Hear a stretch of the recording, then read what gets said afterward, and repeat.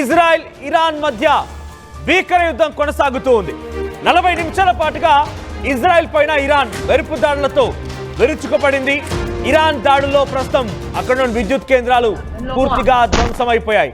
ప్రస్తుతం ఇజ్రాయెల్లోని పలు కేంద్రాలన్నీ కూడా అంధకారంలోకి నెట్టివేయబడ్డాయి. ఇరాన్ పైన ప్రతీకార దాడులకి అటు ఇజ్రాయెల్ దిగినట్టు తెలుస్తోంది.